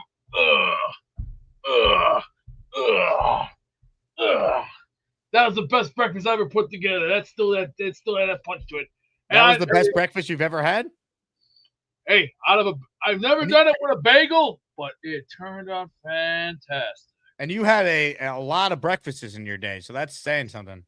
Hey, when it comes to operation, hey, just remember, use the gloves. Don't burn your fingers. Just stay away from the fire because you don't want to accidentally burn your fingers. I've done that a couple of times, and I've learned my lesson. Stay away from the fire because if you don't, then you're going to get hammered. That's why it's a good thing to keep Vaseline on you. Give her them cuts. Are we ready for that raffle? Not yet. The Human Fund wants to know if you've made love to a bagel before. Is that what you're saying? You said you've done it with a bagel. Let me say it's like the guy from Forrest Gump. Tell me something. Are you stupid or something? Stupid is, stupid does, sir. Good job. Yeah, that's Forrest Gump. Gump. G-U-M-P. Gump. Hey, what's for lunch? After that breakfast of champions, what's for lunch today? Wait till later. Later, salad. Salad. That's right. It's time for some roughage. A good roughage could do a good. So you're gonna go French toast to salad. Hey, son, it's good roughage. What about dinner? We'll see.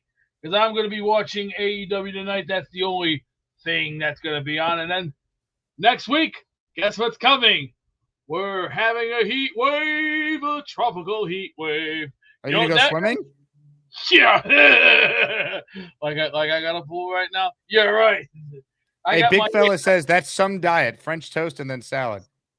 Hey, that's smart. That's called common sense. But don't worry. Don't worry. You know what they say, Beast? What you see is what you get. You never know.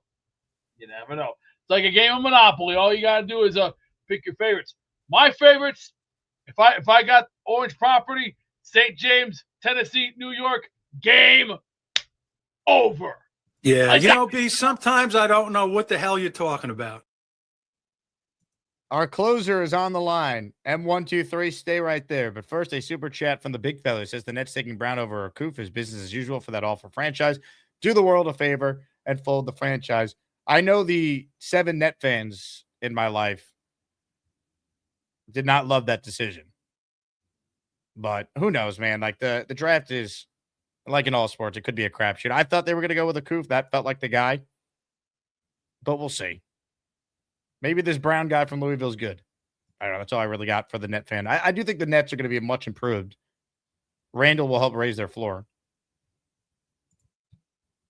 All right. Our closer today is the great M123 before the Joe Namath signed football raffle. So get your entries in if you want a chance to win. M123, what do you got for us? It's too much pressure. I mean, I'm going Adam is too cool as often.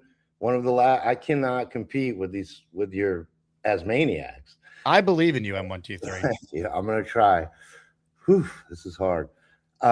Hey, I just call. I'm like, you haven't had that many callers. I call and suddenly there's like 500 people on the line. I'm like, all right, he's good. How are you still here in June? I have no idea how you're gonna make it to camp. Good for you. I hope you can afford whatever you got to afford. You're paying for Knicks tickets. You got. Yeah, I mean, again, my Jalen Brunson Asman won't go to college one day, but this show will be here every step of the way in the month of June into July till camp. And this is, I mean, I want to thank, I guess, Geno for giving you, and Sorsby for giving you. Full disclosure, I wish it was in July it happened because like the Knicks run got us through June. If this happened a week from now, it'd be better. Then it would be a little better for the content. But we're What's all right. The next time to get to where you're like, okay, there's some stuff going on? Training camp. So July, the Jets rookies report July 25th. Their veterans July 28th. I know. I'm aware. We'll have the Azzy Awards in July. So get ready for the second annual, or is it third annual already? Boomtown, is this the second or third time we've done this? It will be in the month of July. So we'll have that. Crazy.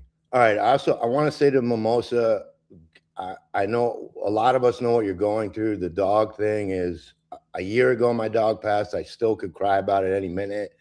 I hope you're doing okay. And I know both of you had a great life together and you're amazing. And I love it. So all dog owners know and are supporting you. Frank P, I think, thanks for the membership today. Obviously, Gary was right about Brock Bowers. We should never have taken Fashion. And Gary's right about everything. So we could get Rattler, obviously, because that's his. They still can get Rattler. Right. That's his favorite quarterback. I have to just say this about Geno, okay? I didn't like him much back in the day. He got his, he was a jerk. Who gets your jaw? Like, how big of a jerk do you have to be to get your jaw broken? Okay, come back. I'm trying to give him another chance. I'm like, please, like, I want to like you. I want to support you.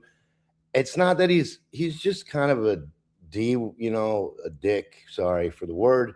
And I don't love that. No one loves that as the quarterback. And as a Jets fan, why? Why can't we have like a Garrett Wilson type or as a quarterback? Like, why is it bringing back flashback? Again, my most embarrassing, shameful moment going back to dogs is Michael Vick. When we took that guy, I was just ashamed to be a Jets fan. And whatever, it happened. And now we're like back to some kind of jerk who's being jerky. And like, okay. Well, we don't know if he committed a crime though. Like, no, I know, of course. He probably, I don't know what he did, but he's just like that's not who I want. Like, we don't want that as like your quarterback. He's the guy for a year. You know, Right. teammates like him, guys like Geno. Like, again, I don't think he looked great in that police officer traffic stop video we played, but that doesn't mean that he beat his ex-girlfriend. No, Like, I don't know what. Yeah, obviously, I have no clue. And the guy's got money, and people are nuts, and relationships are crazy, and who knows what's really going on there. So, I mean, I think probably the bigger issue there that might have come up from the authority, maybe not. I don't know. Obviously Joe and others would know better. Is the kid that she just mentioned the kid, and then if there's like a gun in the sink, whatever. Like they get more worried about that maybe than other things when the woman obviously wasn't beaten in a way where she's in a hospital or anything like that. But, and he wasn't arrested on site. Like, right, if he put his hands on her, there'd be evidence of such. It's just so embarrassing, dude. I was thinking, like, would Garrett Wilson ever get pulled over and be a jerk to a cop? Would even Brees Hall do that? Like, would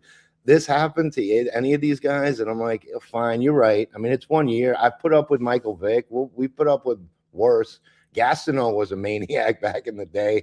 So, like, but it's like, why couldn't it just be like I don't know, somebody else, like a defensive lineman or someone we don't. Yeah, again, because it's the Jets. Like our quarterback or something. I know things were way too quiet. You know, people were like, "Oh, you know, there's nothing going on." You know, the Jets have had this professional offseason, and then it's like, "Well, here we go." Oh God, so drama. You're like Jake TMZ now for a couple of weeks or whatever. All right, well, that was it. I just want to thank everybody, and let's hang in there. We're gonna get to July. Let's go. M123. I need your help though. I need you to call in more this month. All right. Okay. All right. All right. Keep the show afloat, man. I got to keep the lights on in this place. I mean, it's sad. If that's what helps, I feel bad for you. I'll try. Ladies and gentlemen, the great M123. What a call there. Outstanding. That's how you close the show, folks. Well done. All right. Are we ready for the Asmaniac raffle? Again, only one live show today, so I wanted to get a big-time prize. We got the Jets Collective coming your way at 3:30, so I'm doing another show. Tomorrow, doing one show with O'Leary in the morning, and then radio 1 to 3. Bart, Scott, and I in studio together on Friday from 10 to 1. So that will be fun. We'll definitely go down memory lane at some point with the Jets. I'm looking forward to it. All right. Are we ready for the Wheel of Champions to be spun? Ladies and gentlemen, we say hello to the master of raffle ceremony to take us to the wheel. Say go New York, go New York, go! Go New York, go New York, go! Raul, this is Arnold Schwarzenegger. Let's bring the wheel, girls. Bring the wheel here. Get into the chopper. Now, I'm going to spin this wheel one time because I know you got so much to do. And don't worry about me. That phone can wait. I got to go at 3, at 2, at 1. Get to the chopper. Get to the chopper. Reel. Thanks, Flabby Tits. It's time for that daily Asmaniac raffle. Let's spin the Jake Asman Show Wheel of Champions and find out which Asmaniac is winning an epic prize. Oh, yeah, baby. Here we go. Good luck to everyone who entered. You're all on the weekly raffle, targeting Saturday for that this week. 75 names on the Wheel of Champions.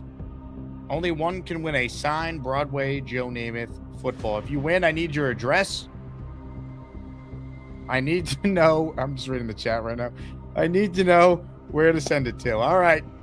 Good luck to all. The winner is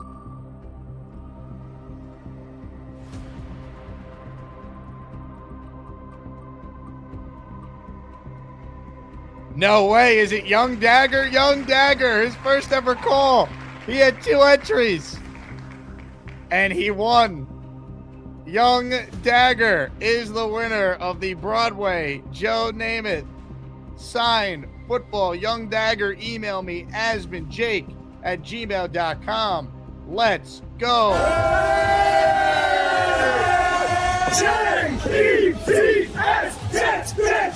Let's go. Congratulations to Young Dagger on the triumphant win. You guys are the best. Collective, 3:30 today. We'll get Rich's thoughts on the Geno situation. He obviously spoke with the Davie Police Department. He's a reporter. He's doing digging on this. Rich will have the absolute latest at 3:30 today as we break it all down. Then, you guys are the best. Thanks, as always, to all of you who watch this show every day. It's not possible without you. Again, 3:30 today, Jet Collective. We'll see you then. And then we're back at it with Matt O'Leary tomorrow morning at 9 a.m. Go Jets. And I leave you with this very important message from Adam Shine. I was obsessed with Sadiq, certified freak. 7 days a week, has a hernia tweak. Obsessed with Sadiq, certified freak. Trying to critique what I read in Newsweek. Obsessed with Sadiq, certified freak. Trying to take a peek at his manly physique. Obsessed with Sadiq, certified freak. Time to take a leak and play hide and go seek. I gotta go take a shit right now.